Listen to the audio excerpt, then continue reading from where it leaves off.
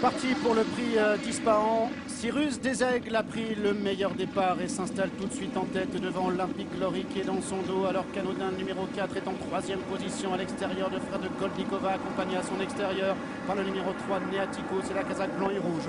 On retrouve également Poliana qui vient pour l'instant en avant-dernière position, galopant encore avec le numéro 6 Matorio qui est pour l'instant en dernière position d'une course qui est toujours emmenée par le champion Cyrus Desaigles qui a le meilleur. Anodin venant maintenant à demi-longueur à son extérieur avec Olympique Glory et Francky Lettori qui est dans le dos maintenant de Cyrus. En 4e position à l'extérieur, le numéro 3 c'est Neatico, à la corde toujours le 5 Poliana et en dernière position le numéro 6 Matorio.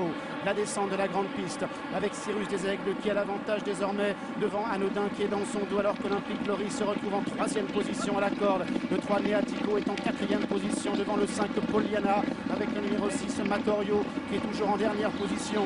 Cyrus Desaigles a l'avantage, une longueur d'avance maintenant devant Anodin qui est toujours 2e à la corde, toujours Olympique Glory casaque grise. En 4e position le 3 c'est Neatico, en 5e position à la corde Poliana qui vient avec une autre pouliche, le numéro 6 Matorio qui avec Fabrice Véron est en dernière position.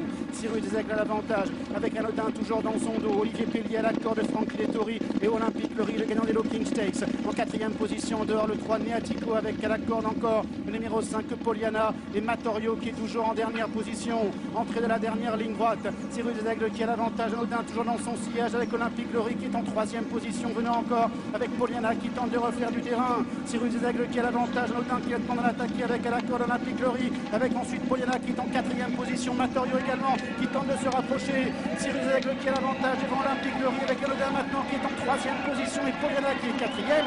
Cyrus Desaigles qui repart aux poubelles encore. Cyrus Desaigles qui s'impose dans le 5e groupe 1 de sa carrière. 2e place pour Anodin, la 3e pour Poliana, la 4e pour Olympique Glory.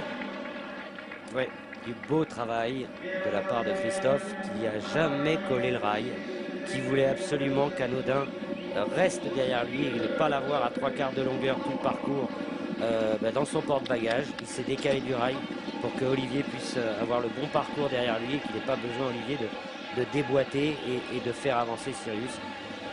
Et on a la confirmation qu'Olympique Glory ne fait pas Longchamp.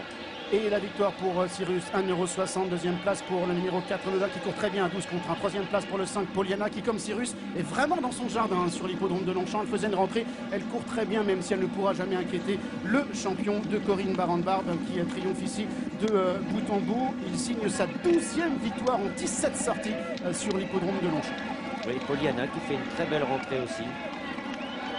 C'est bien.